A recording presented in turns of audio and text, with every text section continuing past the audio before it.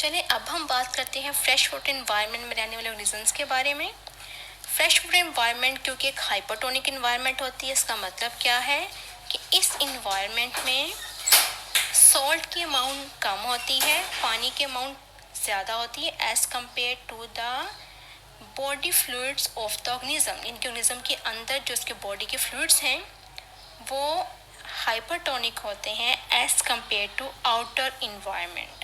तो क्या होता है, ऑर्गेनिज्म की बॉडी में से सॉल्ट एक्सटर्नल इन्वायरमेंट में एक्सक्रीट हो जाता है, यानी कि उनको लॉस ऑफ सॉल्ट का या लॉस ऑफ सॉल्यूट का सामना करना पड़ता है, और बाहर से पानी जो है इनकी बॉडी में एंटर हो जाता है, इनको ऑस्मोटिक फ्लडिंग का सामना करना पड़ता है। तो इनमें क्या अडेप्टेशंस पाई जाती हैं अपने आप को ऑस्मोटिक फ्लडिंग से प्रिवेंट करने के लिए और सॉल्ट को कंजर्व करने के लिए। इनमें सबसे पहले हम बात करते हैं यूनिसेलुलर ऑर्गेनिजम्स की। इनमें प्रोटोजोन्स आते हैं जैसे अमीबा एंड पैरामीशियम हैं। इनमें इनके सेल में कॉन्ट्रैक्टाइल वैक्यूल होता है जो कि इनके सेल में से एक्सेस वाटर को रिमूव करता है ताकि सेल के अंदर जो साइटोप्लाज्म है उसकी कंपोजिशन में कोई चेंज ना आए और सेल प्रॉपर तरीके से अपना काम कर सके।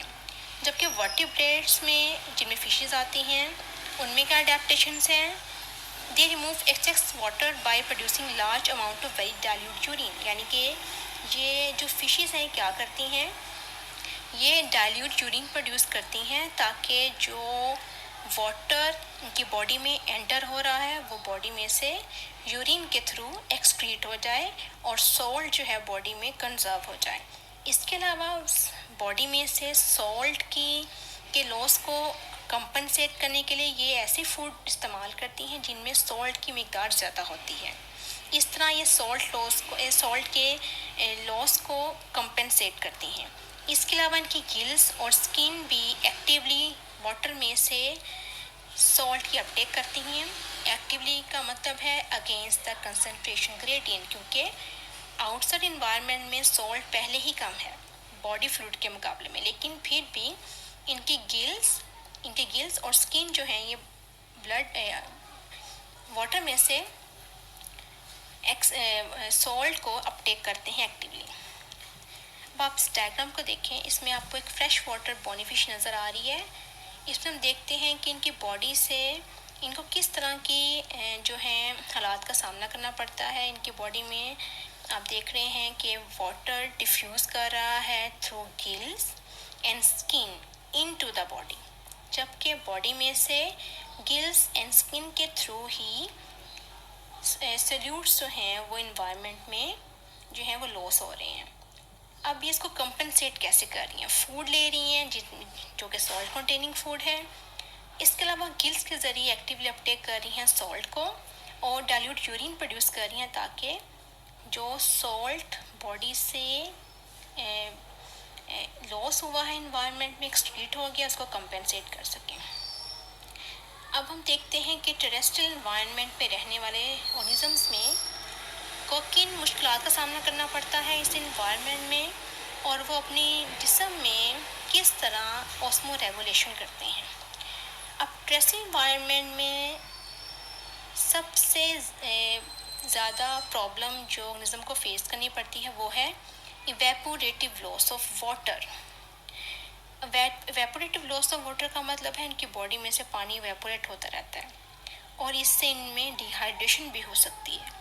तो ऑर्गेनिजम्स इनमें इनवर्टिब्रेट्स भी आते हैं और वर्टिब्रेट्स भी आती हैं। Invertebrates specially arthropods and vertebrates, इन दोनों में कुछ अडेप्टेशंस पाई जाती हैं ताकि ये टेरेस्ट्रियल एनवायरनमेंट में सर्वाइव कर सकें।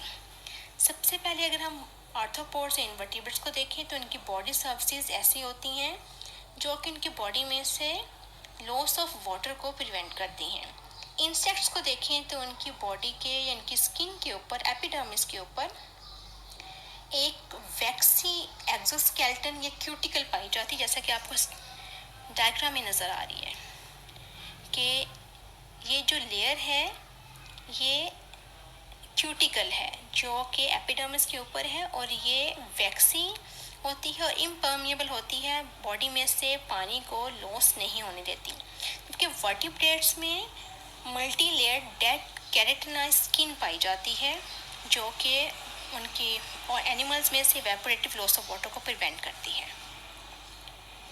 इसके अलावा टेरेस्ट्रियल ऑर्गेनिजम्स में बहुत सारी मेटाबॉलिक और बिहेवियरल एडेप्टेशंस भी पाई जाती हैं, जैसा कि कुछ desert mammals like kangaroo rat, ये क्या करते हैं, ये पानी नहीं पीते बल्कि ये ऐसे डेजर्ट सीड्स खाते हैं जिनमें कार्बोहाइड्रेट्स की मिकदार बहुत ज़्यादा होती है। ये कार्बोहाइड्रेट्स जब मेटाबोलाइज होती हैं तो इनकी बॉडी में वाटर ऑफ मेटाबॉलिज्म पैदा होता है, इनके उसके मेटाबॉलिज्म के नतीजे में जिस तरह इनकी बॉडी में वाटर प्रोड्यूस होता है, इसको ये कंज्यूम करती हैं। तो इस तरह ये बहुत ड्राई कंडीशंस में ये जो कैंगरू रैट है ये सर्वाइव कर पाता है। इसके अलावा terrestrial animals concentrated urine produce करते हैं ताकि अपनी बॉडी में वाटर को कंजर्व कर सकें।